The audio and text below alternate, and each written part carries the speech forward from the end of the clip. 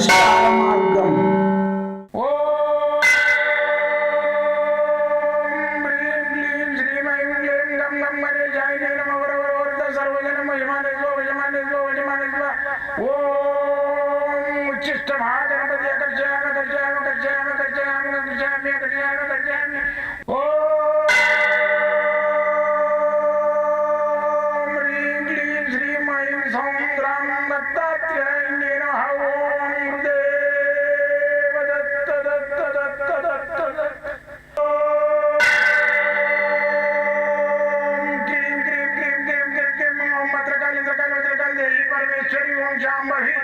सर्वदिन मोचमाने स्वजमाने स्वजमाने स्वम मत्रकाली मत्रकाली मत्रकाली देवी परमेश्वरी ओम शांभवी अकर्षयामि अकर्षयामि अकर्षयामि अकर्षयामि अकर्षयामि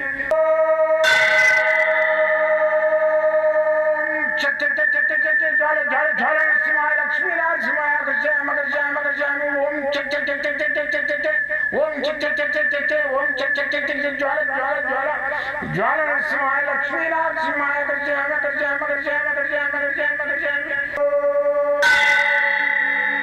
राजाधिराज योगिराज परब्रह्म सद्गुरु सच्चिदानंद साईनाथ महाराज ओम गुरुदेव दत्त दत्त दत्त दत्त दत्त ओम मातृदेवो भव ओम पितृदेवो भव ओम आचार्य देवो भव ओम गुरुदेव दत्त दत्त दत्त दत्त दत्त ఓం గురుదేవ దత్త దత్త దత్త దత్త దత్త దత్త. నేను మీ సాయి దత్తానందను, మంత్ర యంత్ర తంత్ర రుద్రాక్ష మూలికా శాస్త్రజ్ఞుని. వాస్తు నవరత్నాల మీద, నేను యంత్రాల మీద, మంత్రాల మీద, మళ్ళీ వచ్చేసి ఈ యొక్క బీజాక్షరాల మీద, మళ్ళీ వచ్చేసి నవరత్నాల మీద, రుద్రాక్షల మీద, హస్త సాముద్రిక మీద, వీటన్ని మీద 42 సంవత్సరాల నుంచి అన్వేషణ చేసుకుంటూ నా అన్వేషణలో భాగంగా ఎంతోమందికి నేను నివృత్తి చేసుకుంటూ తృప్తి పడుతున్నాను. కానీ అల్ప సంతోషిని. 10 మంది బాగుందంటే సంతోషిస్తాను. నాకు డబ్బు అవసరం లేదు. భగవంతుని దయ వల్ల నాకు పింఛనే వస్తుంది. అదే ఖర్చు పెట్టలేను. నేను పొద్దులేసే మీలో పట్టినే ఉంటుంది. ఖర్చు ఎప్పుడు పెడితే బయట తిరిగి ఖర్చు పెట్టాలంటే కాదు. కాబట్టి నాకు డబ్బు అవసరం లేదు. భగవంతుని దయ వల్ల ఆరోగ్యం కూడా నా పిల్లలకు కానీ, నాకు కానీ, నా కుటుంబీకులకు కానీ అందరినీ నాకు డిపెండ్ లేకుండా ఉంచినట్టు ఆ భగవంతుడు. అందుకే మీ అందరికి సేవ చేయడానికి ముందుకు వస్తున్నాను. నాకే 12 పరిశ్రమలు ఉండి నాది నేనే చూసుకోకుంటే మీకేం చేస్తా? కానీ నాకు భగవంతుడు ఆ దత్తాత్రేయుడు 10 మందికి సేవరే చేయరా నాయన అని చెప్పేసి నన్ను మీకు అందరికీ వదిలేసిండు. అయితే ఈ మంత్రశాస్త్రం మీద కూడా నేను చాలా అన్వేషణ చేసిన, అసలు మంత్రాలు ఉన్నాయని. ఈ మంత్రాలు కొన్ని ఏం అయినాయంటే నేను చదవంగా దీన్ని మనోరమ మంత్రం చదవాలి. 108 లెక్క పెట్టి ఆ పూసలు కరెక్ట్ తిరుగుతున్నాయి లెక్క పెడితే మంత్రం రాదు. మనోపూజ ఉండాలి. ఇప్పుడు అమ్మవారి మంత్రం ఉంది, ఓం క్రీం క్రీం క్రీం ఓం శాంభవి ధనం దేహి దేహిమే స్వా అన్నావు. అది 108 లెక్క పెడితే కాదు. మనసులో నడుస్తుంటే నీకు డబ్బుకి ఏ లోటు ఉండదు, ఎక్కడి నుంచి అని వస్తుంది. అయితే ఇప్పుడు ఈ సిద్ధ పురుషులు ఉన్నారు ఎంతోమంది.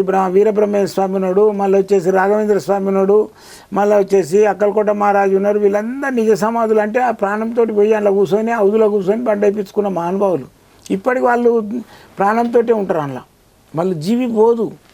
వాళ్ళు ఏంటంటే ఈ కపాలంలో మన ముక్కు రంధ్రాలు ఉంటాయి కదా, ఈ చీమిడి గిట్ట ఆడుతుంటారు చూడు. ఆ రంధ్రం కాక ఇంకో రంధ్రం ఉంటుంది, బ్రహ్మరంధ్రం అనేది. దాని లోపల ఈ నాలుకను పంపించేస్తారు. పంపించినప్పుడు ఈ చిరస్థానం లోపలనే ఆ ప్రాణం ఉంటుంది వాళ్ళది. కాళ్ళు చేతులు ఎప్పుడు మెత్తగా అట్లే ఉంటుంది. ఆ నాలుక మళ్ళీ కింది కానగానే ప్రాణం వచ్చేస్తుంది. మళ్ళీ శరీరం ఆడుతూనే ఉంటుంది. అయితే వాళ్ళు ఆ నాలుకని దాని లోపల పంపించి కూర్చుంటారు సమాధి స్థితిలో. 100 సంవత్సరాలు అయినా కానీ వాళ్ళ శరీరం ఎండిపోదు, వాళ్ళ ఆత్మ పోదు. మళ్ళీ ఎప్పుడు అనుకుంటే అప్పుడు మళ్ళీ ఆ నాలుకని కింది కానేసరికి మళ్ళీ మాట్లాడగలుగుతారు, చేయగలుగుతారు. అలాంటి సమాధులు, జీవ సమాధులు మన ప్రపంచం లోపల, మన ఇండియా లోపల చాలా ఉన్నాయి, ప్రపంచం లోపల కొన్ని ఉన్నాయి. అయితే ఇప్పటికి కూడా సమాధి స్థితికి సమాధులు అయ్యేటోళ్ళు ఎంతోమంది ఉన్నారు మనకు తెలియకుండా గుప్త రూపంలో. కొంతమంది తెలుసు. దాంట్లో బ్రహ్మంగారు, రాఘవేంద్ర స్వామి, అక్కలకోట మహారాజు, మళ్ళీ వచ్చేసి మాణిక్ ప్రభు మహారాజు, ఇటువంటి మహానుభావులు కొంతమంది తెలుసు. ఈరోజు నేను ఏంటంటే బ్రహ్మంగారి గురించి చెప్తా. ఈ బ్రహ్మంగారు ఎక్కడ ఉన్నంటే బనగానపల్లి అని ఉన్నది, ఏది కర్నూలు సైడ్. అయితే ఆయన ఆయన జీవితంలో సంసారం చేసిండు, రాజయోగి. 4 పిల్లలను అన్నాడు, ఒక ఆడపాప మోపిల. అయితే ఆయన నిదర్శనం ఏంటంటే సమాధి ఇంట్లో వీరబ్రహ్మం గారు ఆయన 10 నెలల తర్వాత ఒక ప్రాబ్లం వచ్చింది. ఏమని, ఈయన ఎప్పుడో చచ్చిపోయిండు, లోపల ఉన్నాడా, ఏ బొక్కలు మిగిలిండొచ్చు, మరి వీళ్ళకి ఆ రోజులలో జర పట్టింపులు ఎక్కువ, అంటే మన సాంప్రదాయం ఎక్కువ.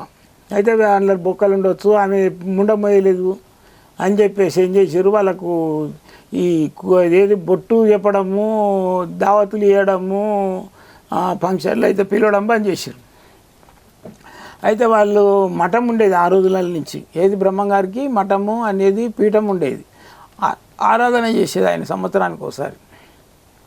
ఆయన సమాధి అయిన తర్వాత కూడా కొడుకు ఆరాధనకు కలెక్షన్స్ ఏది డొనేషన్స్ తేవడానికి వెళ్తాడు ఊర్ల పొంటి. ఎవరి దగ్గర పోయినా కానీ మీకు సృష్టి ఉన్నది, లోపల రావద్దు, బయటనే ఉండు, మీ అమ్మ ముండమోస్తేనే నీకు ఆరాధనకు అర్హులు అవుతావు, మీకు మీ యొక్క మేము ఇచ్చేది కూడా అప్పుడే ఇస్తాం అని చెప్పేసరికి ఆయన మొత్తం ఎవరింట్లో పోయినా ఇవ్వకుండా ఇదే మాట అంటుంటే వచ్చి తల్లిని దూషించి 2 కొట్టి రాత్రి దాకా ఆలోచన చేసి నిజంగా ఉండా అసలు ఎముకలు ఉన్నాయా వీళ్ళు అనేది అంతా కరెక్టా అని పోయి ఆయన ఆ సమాధి తవ్వుతాడు, బండ పెగిలిస్తే దాని లోపల వీరబ్రహ్మ స్వామి దిలీప్ ప్రమాణంగా మెరుస్తూ కనబడతాడు. అయితే ఆయన వెనక నుంచి లేపుతాడు. జరసేపు మనం గంట వండుకున్న లేపితేనే కోపం వస్తుంది. ఆయన 10 సంవత్సరాలు అయింది, 10 నెలలు అయింది అప్పటికే. ఎవడెవరని వంశనాశనం అయిపోవుగా కానీ శాపం పెడతాడు. నేనే నాన్నగారు, నేను నేను ఇట్లా అందరు అంటుంటే బండ పెగిలిచ్చి తీసిన మిమ్మల్ని అంటే, సరే ఎప్పటిలాగా పెట్టేసేసి నీ వంశం మాత్రం ఉండదు, నాకు కూతురు వంశం ఉంటుంది అని చెప్పిండు. ఇప్పటికీ ఆ మఠం లోపల ఆ కూతురు వాళ్ళ సంతతే ఉంటుంది. అయితే ఈయన మంత్రం ఏదైతుందో, ఈయన మంత్రం చేసుకుంటే 100% వాడు సిద్ధుడవుతాడు, వాక్శుద్ధి వస్తుంది, మంత్రశుద్ధి వస్తుంది. సిద్ధుడు కదా ఆయన, ఆ సిద్ధి పొందుతాడు మనిషి. అయితే ఆ మంత్రాన్ని మీకు ఇప్పుడు చెప్తున్నా, మంచిగా నిదానంగా ఈ డిస్ప్లేలో పెట్టినా అది రాసుకోండి. అయితే ఓం హ్రీం క్లీం క్రీం విరాట్ వీరబ్రహ్మేంద్ర స్వామియే స్వాహ, స్వామియే నమః కూడా అనొచ్చు. ఓం హ్రీం క్లీం క్రీం విరాట్ వీరబ్రహ్మేంద్ర స్వామినే స్వాహ. ఈ మంత్రాన్ని రోజు చదువుకోండి, 100% మీకు అనుకున్న పనులు అవుతాయి. ఆయన మహానుభావుడు, సిద్ధి పొందిన అవతారము విరాట్ వీరబ్రహ్మేంద్ర స్వామి. స్వయం కొందరు ఏమంటారంటే ఆయన విష్ణుమూర్తి అవతారమే స్వయంగా అని చెప్పేసేస్తుంటారు. కాబట్టి మీరు ఈ యొక్క మంత్రాన్ని చదువుకోండి. మీకు రిజల్ట్ వచ్చినట్టయితే నాకు ఫోన్ చేసి చెప్తే నేను సంతోషిస్తాను. జై గురుదత్త.